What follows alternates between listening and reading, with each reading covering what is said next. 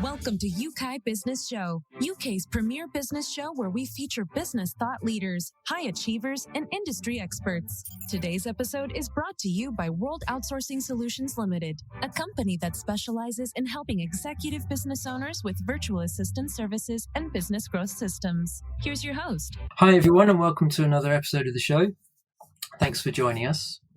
Now I hope you're feeling relaxed and in a good place as you listen to us today. But if not, our guest can help. She's a lady that specialises in helping people create the right balance in life. She helps a range of clients from celebrities to CEOs, military officers to housewives. They've all experienced positive change through working with her. She's operated a yoga and wellness studio for over 10 years and has been a coach for over 20 years. And she's also a best-selling author. Welcome, Jennie Lee. Hello. I'm glad to be with you today. Thank you for joining us. I'm excited to chat with you today, actually, because I've seen your profile, I've looked at your website a bit, and I know that there's lots of good things that you have to share with the audience. So, yes, let's dive straight in, shall we? For anyone that maybe hasn't yet been blessed to know who Jennie Lee is, give us a little bit of background as to who you are. Sure. Well, you mentioned that I had owned a yoga studio for 10 years, and that was sort of the beginning of my journey into the field of wellness.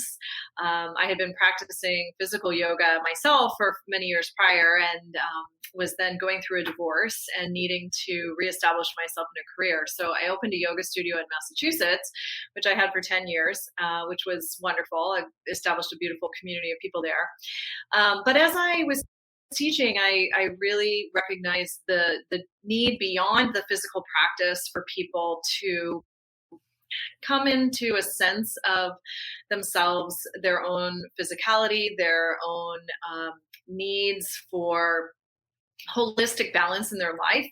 And I also was going through many transitions at that time. I was a young mother, had a small child, and was trying to balance between running a yoga studio, being recently divorced, taking care of a small child on my own. And so always doing that balancing act of self-care as well as work efforts and business development. So my path into the teachings that I now write and offer to my private clients came through the study of yoga philosophy. And for those of you who might not be familiar with that aspect of yoga, many people are familiar only with the physical side.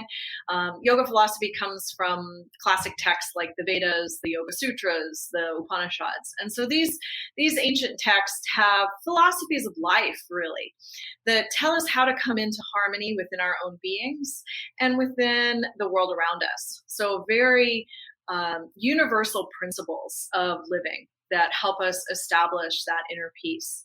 And so in studying those, that took me to writing my first book, which was called True Yoga. Now, fast forward many years, I no longer own the yoga studio. I still coach private clients in a practice that I call yoga therapy. And I write books on this topic. So I have 3 books out, the most recent of which came out this last fall, called Spark Change. And certainly I think everyone is of the mindset right now that change is upon us, whether we want it or not. And so I'm a firm believer that as we become more proactive in electing the changes that are necessary for our own well-being, that we become happier, definitely more fulfilled, and that there are processes to doing that, to determining what changes are necessary, what we're being called into, and how to accomplish that with consciousness. So that's some of what I hope to share with you and your listeners today. Sounds good. Absolutely. Yes. I'm probably one of those people that you mentioned that I like the stretching. I find it beneficial doing a lot of the moves. And to some extent have kind of parked my understanding of, that's yoga. I do kind of meditate. I do have certain other practices that I do that I wouldn't say necessarily follow the yoga philosophy. But I can see the benefit of thinking outside the normal day-to-day stuff, taking time aside to maybe reflect, to contemplate, etc., etc. So love to talk about your book in a minute. Before that, though, I'm kind of quite intrigued. So what sort of got you joined? So you were a single mum, you were running kind of a yoga center. What kind of drew you into the coaching aspect of that? Yeah, so you mentioned, and I also want to touch upon meditation because you mentioned that, and I do want to just draw the bridge between what people think of as yoga, meaning the physical stretching, and meditation, because meditation is absolutely an essential part of the entirety of what true yoga is. So those are not separate practices, and the physical movements are meant to prepare our bodies for the practice of sitting in stillness. And of course, the sitting in stillness is what helps us anchor into that deepest wisdom that we all hold within, as you and I were chatting about a little bit prior to starting the show, that what we call intuition. So I'm sure we'll get back to that. But the bridge from teaching public yoga classes that were focused more on the physical aspect of inner balance to the coaching, which I'm now focused on, came because I saw people in yoga class needing more. So what I mean by more is, they maybe feelings would arise when they were in certain postures because our bodies are repositories of all of our emotional experiences in life. So what happens often in physical practice of yoga is that things get released. We're trying to release the tension, but with the tension also sometimes comes emotion. And so I saw people needing more emotional support. And I had I'd come out of a study in more traditional therapy, although it was focused on, it was a program called spiritual psychology. So I've always had this kind of holistic approach to my therapeutic practice, which is to honor the physical being, the emotional being, and the spiritual being that I'm sitting with. So because I believe that we all have these aspects of self, and that it is when we address each aspect of ourself and bring them into harmony, union with one another, and we're not split in different ways, that we find the greatest happiness in life, the greatest fulfillment in all aspects, in our relationships, in our work life. And so the coaching came very spontaneously. I was actually sharing this story with someone else today about trying to come up with a term for the coaching that I was going to do. And I thought, well, I'm going to call it yoga therapy. And I kind of put those two words together without having any knowledge that there was an international association of yoga therapists existent in the world far before I thought I came up with that term. So, but that really goes to show that as we listen to our inner guidance system, also known as our intuition, and we feel pulled towards these certain things, that there is such innate wisdom within us. And it really is, for me, the highest guidance, the highest intelligence. We need the intellectual, analytical intelligence as well, certainly, to weigh all the pros and cons of certain business decisions. But I have come to really, really trust my intuitive sense to take me forward in each step of my business as it's evolved over the many years that I've been doing this. Okay. No, that's interesting. You definitely got me interested now. So yes, for anybody that's kind of not really thought about intuition much, there's a phrase that we kind of hear, women's intuition, sometimes. That's probably to some extent as much as anyone's heard of it. To the unlearned, obviously, I meant. What's the benefit then? You mentioned it's kind of like an inner guide, or what would be the benefit for somebody running a business that is kind of happy to put the exercise quota in there, 10,000 steps there, 2 or 3 classes a day of exercise in one form or another. But how, because you're very good at focusing on kind of the whole person, I think, rather than just, as you say, the physical side of yoga. It's the emotional side. How can we dig into intuition, or how can we really benefit to it if we've never touched on it before? Lots of questions there, sorry. Go on. Yeah, help us to understand intuition more. Yes, thank you. That's a great open-ended question. So firstly, just to say that this is not relegated just to women. All human beings have intuition. And so maybe we should just define the term a little bit. So I would call intuition a sense. So we have the five senses: touch, taste, smell, sight, hearing. And the sixth sense is our intuitive sense. So it's a sensory experience, but it's less tangible maybe than those five senses that we think of in the physical dimension. But it is something that we all have. That said, it's not developed in each one of us. So there are people, let's take kind of the outlying side of the intuitives, maybe the empaths or the clairvoyants or the psychics, who have this capacity to sort of tap wisdom or information that's beyond what we might be able to see in the here and now. But backtrack it a little bit, and in the middle range of the spectrum, between somebody who's never thought of this topic at all to those who rely on it for their professions, there's all the rest of us. And all the rest of us have intuition. And the way that we can develop this sense of knowing, it's a sense of knowing something without yet having tangible physical proof of it.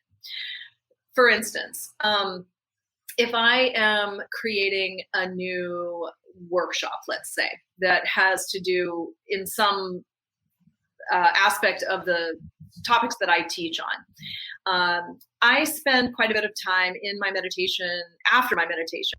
And so meditation is really getting the mind quiet. And then at the end of meditation, when my mind is more quiet and I'm not busy with all the restless kind of analytical thinking, there's this period of stillness in which I can drop a question in, such as, what would be the best topic for this workshop that I'm developing?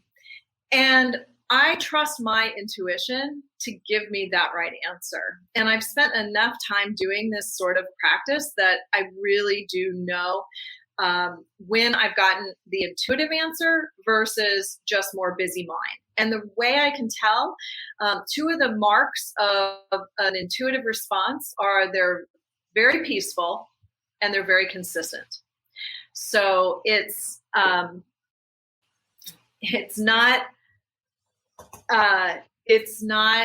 going to vary from moment to moment. I'm going to have a steady sense that this is the right course of action, and I'm going to feel very peaceful about following it. So that's how I know that my intuition has delivered some information that I can really trust and move forward with. So to jump, if you don't mind, if I'll just jump a little bit into the book Spark Change, because it is the reason why I wrote this book of questions, because there is such power in questions, open-ended questions that we offer to ourselves. So this book is it's a book of questions meant for self-reflection.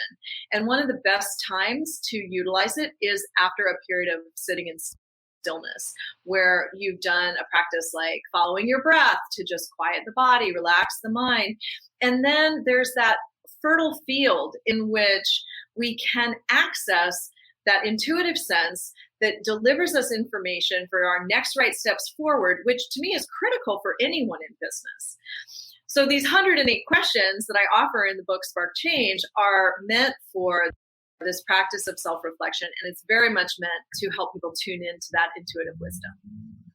Okay, well, that sounds good. Just curious, 108, is that a magic number or? Yes, it is, sort of. And I never answered this question in interviews. I've been asked it many times, and I always say you got to read the book. So there's a big explanation of it in the introduction, and it is very significant. It was chosen intentionally. It's an anciently significant number in many different traditions, but particularly yoga. So I'll leave it at that. That's good. You've got us inquisitive now. I like that. So let's just, when you were talking about intuition, I get the impression that we use intuition a lot more than we realize. It's the hunch, isn't it? It's kind of the unnerving feeling if you're approaching something a bit around the corner, which might be dodgy, which you don't really know. Just lots of different ways to describe it. I think you're right. And I think the fact that you've been able to kind of explain it like that, hopefully will help the audience. And it also kind of sharpens me thinking, yeah, I do use it more than I don't always stop and think that was my intuition, which is just the level of self-awareness I'm at the point. Within the coaching sphere, I use it a lot. You can't coach properly without intuition, can you? That's very true. And I agree that I think most people use it more than they're aware of. Where I think people get caught up sometimes is they'll have that hunch, like you said, but then what happens very quickly is they doubt themselves.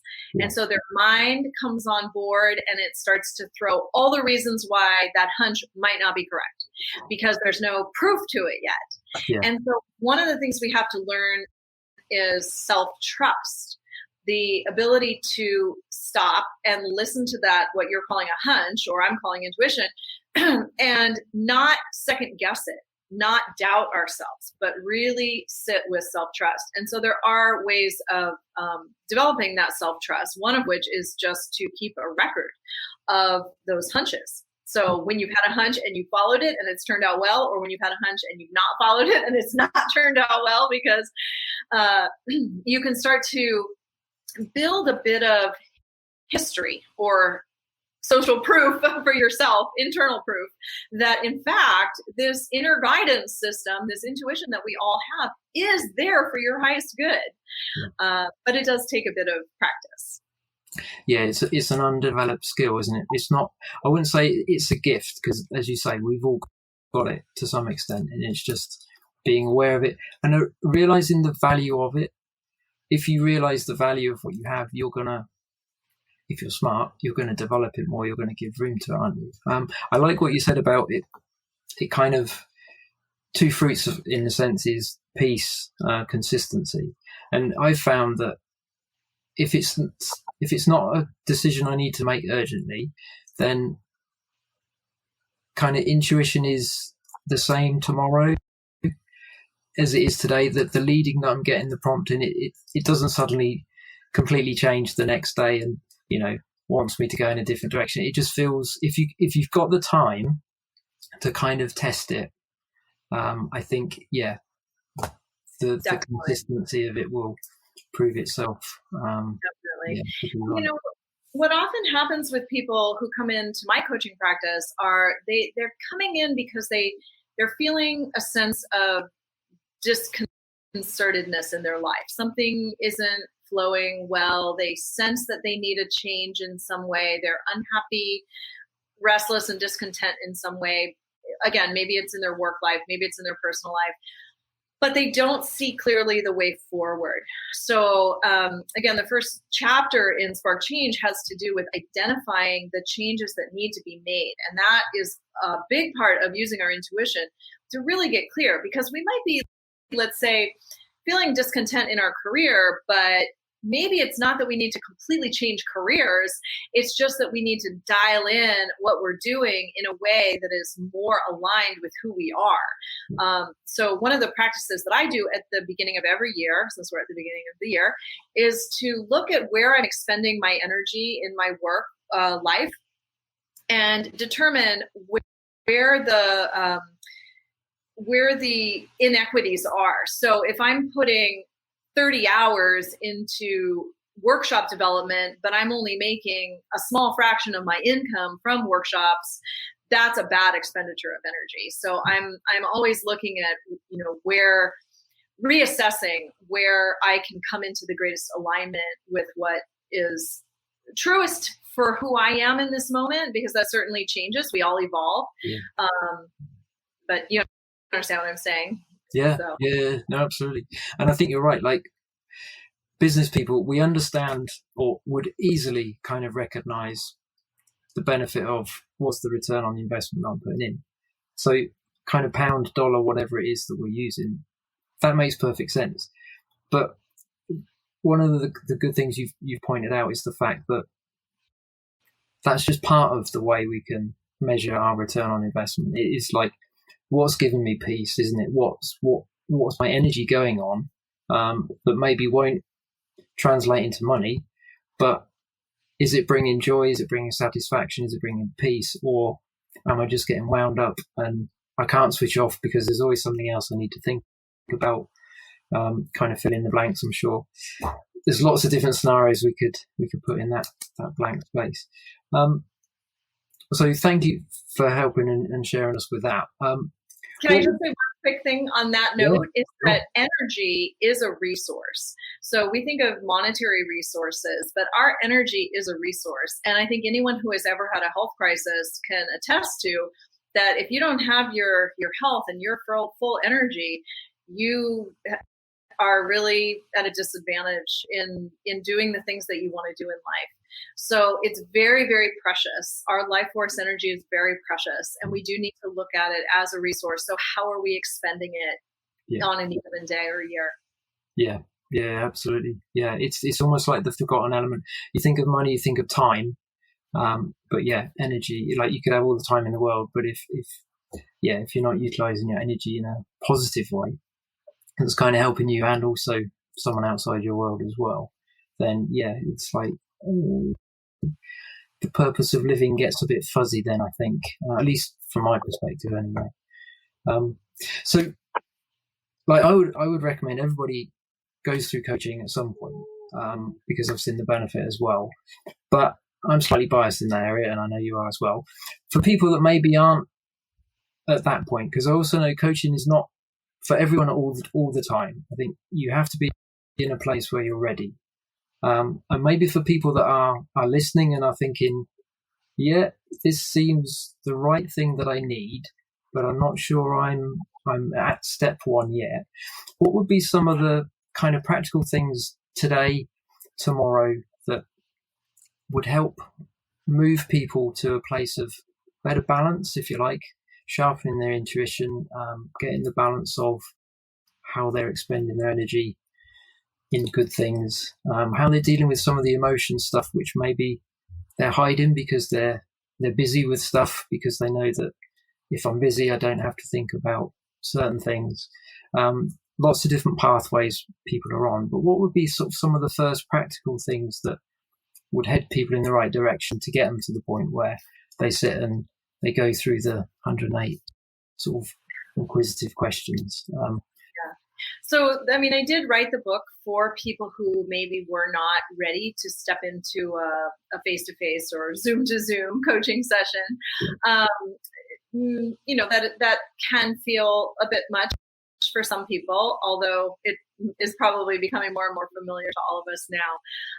But having a book what I wanted to do with Spark Change was quantify the types of questions that I asked to clients in a book format that people could hold in their own hands in the silence and privacy of their own homes and work through it at their own pace. So, but before someone could even get to the point of choosing a book like this and taking the time to maybe reflect on these questions, they need to decide that they're worth it, that their happiness is worth investing some time in. We invest, again, we've been talking about investment of time and energy and money. We invest so much into those outer pursuits, but the inner pursuit of really getting to know our deepest self, our truest self, our highest self, that part of ourself that came into expression in this particular unique way, is, to me, one of the most important things that we can do in this life. So I would say, decide that you're worth it. Worth investing time in and energy, and relax with it.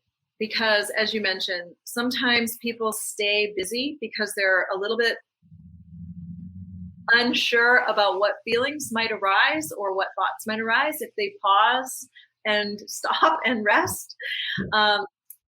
And I would say, be courageous, because what happens when we do stop and rest and take those moments to listen internally to what's present, whether that's a feeling or something that is frightening us, or is that those things that we've been using so much energy to hold back, suddenly they're just moving on through.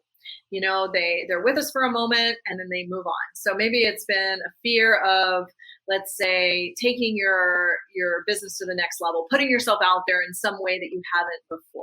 I know for me this past year, it was about getting comfortable on video and doing video blogging. And that wasn't something that I was really comfortable with. And I just decided one day, well, okay, so I'm afraid. Let's just try it. I can turn on my computer, I can record some, I can make a bunch of mistakes, and it's not the end of the world. I can throw them all out, but I'm going to get myself over this fear.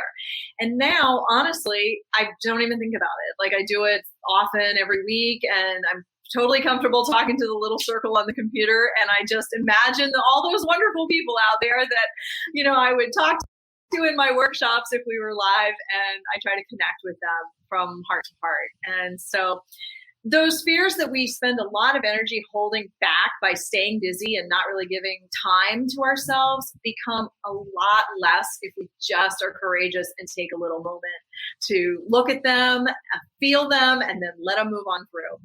So we are incredibly courageous and resilient humans. And I just encourage everyone to invest in yourself in that way.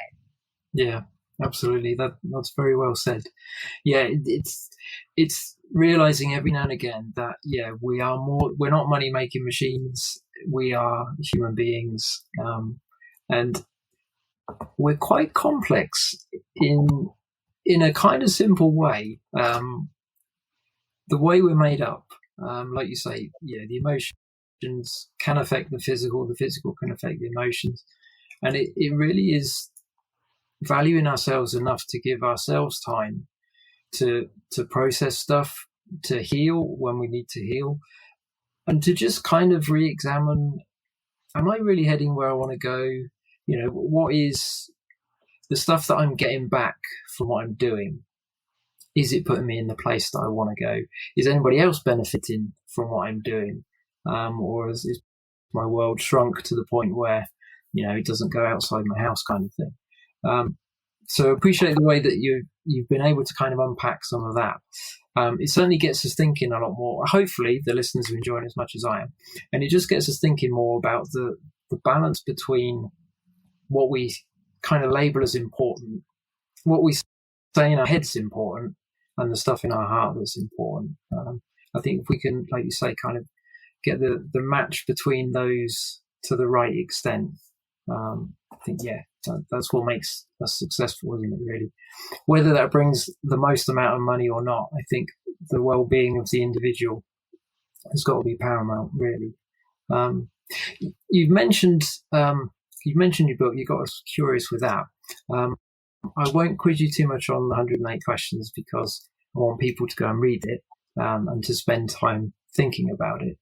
I also understand and appreciate the value of questions more than answers. It's like, if we only rely on the answers we've currently got, we're not going to progress anywhere. Whereas if we actually reflect and allow other people to ask us questions as well, suddenly our awareness rises, doesn't it? We get different things that we haven't thought about before because we need each other. There is an external input that we need from time to time. Friends, family, coaches, mentors, in whatever form it takes. I think regularly we do need that. But you've mentioned also kind of a few bumps in your life as well, and how you've transitioned in several stages from kind of running the centre, doing the coaching, issues with family. Don't want to dig too deep if it's personal, but just I mention it more because it's a reflection of there's business transition and there's kind of personal, emotional transitions as well. And you've said that, I'm doing a lot of talking here, and I want you to do the talking because you're the expert on this. But I kind of want to preface it, if you like, by you've survived ups and downs, not just in the year that we've all just had, but you've transitioned well, and you've got yourself to a place where you're able to then help others as well. What would be, as well as the things you mentioned about trying to get the balance and raise our level of self-awareness, what would be good things that help people just kind of go through the ups and downs, go through the transitions. If they're getting the prompting that actually I really do need to make some drastic changes here, what would be some of the things that you would sort of suggest that would help us to navigate the rough seas, shall we say? Well, I can share one thing that helped me. There were many years, several decades actually, of really challenging life circumstances, a lot of deaths in my family, divorce, cross-country moves, the loss of a child. I mean, I really had the life lessons coming in spades in terms of pain. And I do believe that life teaches us through painful experiences, and that we are meant to learn through the challenges that we are faced with. Everybody's challenges are different, but every life has challenges. And I fully believe that we are meant to learn through those. That being said, I got to a point at which I started saying to the universe, enough already with the lessons in pain. I want to learn through joy. And this became my mantra. I just started claiming for myself that I was going to learn through joy. And it was probably 6 or 7 years where life just kept hitting me with the pain experiences. And I did my practice. I was self-reflective. I would look at what I was meant to learn from each one that came. I've always been somebody who's been very self-reflective, and with the studies in psychology and yoga philosophy, it just reinforced the need for that introspective practice. But I would, at the same time, I would continue affirming out loud, often, always daily to myself internally, that I was learning through joy. Learning through joy. I'm learning through joy. I am learning through joy. I'm claiming joy for myself. And I want to just give people permission to do this. You can learn through joy. If you're listening to this, here's your permission slip. I don't care how much pain you've had in your life. You can turn it around. You can learn through joy. And I am a living testament of this, because now my life is incredible joy. I'm living where I want to live. I'm happily married. I'm doing exactly what I want to be doing in my career. I feel fulfilled and in service to the people that I work with. I'm validated by the people I work with. And so I have turned, and it's because I was willing to learn through the pain, and I was adamant about choosing joy. So take the permission slip and run with it, everybody. Absolutely, yes. It's one of the things you touched on very at the start of as we were chatting, was proactivity, isn't it? You have to be proactive. Perspective is huge as well, as you say. You shift it from I'm going to learn from pain to I'm learning through joy, and just in that you can start to see, okay, I can make this work for me rather than it crush me or pull me down where I don't want to go. So yeah, I think courage was another key word that you mentioned, that it does take courage to be proactive at times when we face the things that I think deep down a lot of the time we know they're for our benefit, but it's just uncomfortable and kind of, somewhere we don't really want to go today. Maybe tomorrow, but not today. There's a lot of energy expended resisting the pain. So, every life is going to have pain, and my life will have more pain. I don't think I'm like outside of the pain box now. I'm sure there will be uncomfortable things that come to me, but it's your relationship to it, right? So it's that energy expenditure. If you're spending energy resisting it, trying to hold it back, not look at it, not feel it, that's a whole bunch of energy that you don't have to put into the good things that life has for you and the joyful things that your spirit can call you towards. Yeah, absolutely. I know I'm reminded of several occasions where I know there's something I need to do, and I have in my mind that, I need to do that. And I push it off and do a few other things first. And then I come around and actually do it. And it's done in it could be a task that takes 2 minutes, but I've spent X amount of minutes, probably, I could say hours, maybe I don't want to admit that. But yeah, just thinking about it, and it's grown in my head to be a lot more than what it actually was. And it's just like, just get on and do it. Life is bigger, isn't it? So yes, no, that's good. So I think everyone there can take quite a few things away from our discussion today. Thank you for sharing. Before we kind of close it off, you have a website. What would be the best way for people to reach out to get in touch with you? Yes, my website is my name, Jennie Lee, JennieLee, yogatherapy.com. So JennieLeeYogaTherapy.com. There is a free excerpt available of Spark Change on the website, as well as some free bonus guides for coaches, yoga teachers, book clubs, all kinds of good things on there, freebies. So would love it if you came to the website and just checked out my offerings and my books and got your free freebies. Absolutely. And if you're interested in coaching, there's information about my coaching practice there as well. I do work over Zoom with people all over the world, so it's beautiful to connect with people in all different stages of their journey. And after having done this for 22 years, I'm happy to meet you wherever you are. That sounds good. And there's a retreat as well, somewhere exotic, isn't there?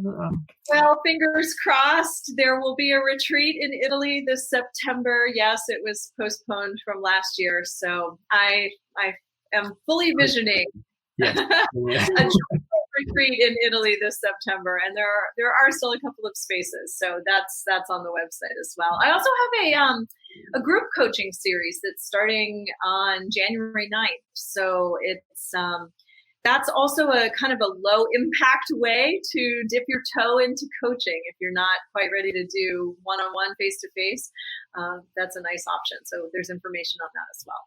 That sounds good. Yeah, I would definitely recommend everybody that's listening to certainly head to your website and be proactive, investigate, find out maybe some things that you'd not really thought about before listening to us today.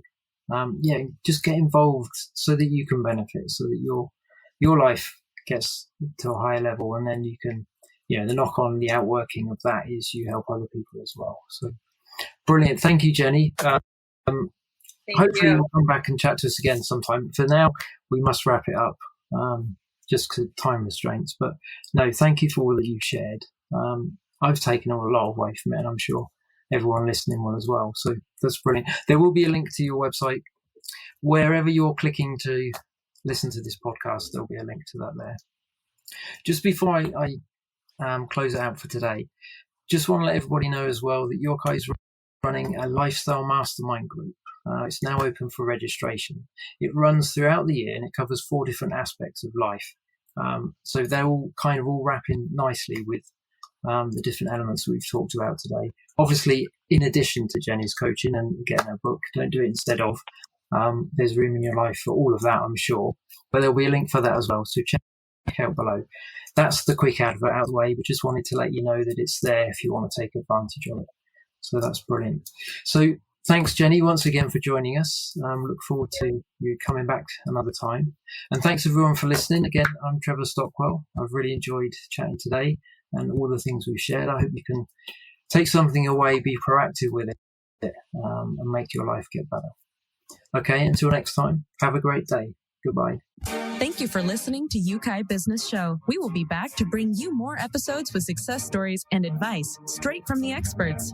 Want more? Check out www.youkaibusinessshow.com. Get your free trial of our virtual assistant service today. Just visit www.worldoutsourcingsolutions.com. Quote WOS18 or send us an email at support@worldoutsourcingsolutions.com.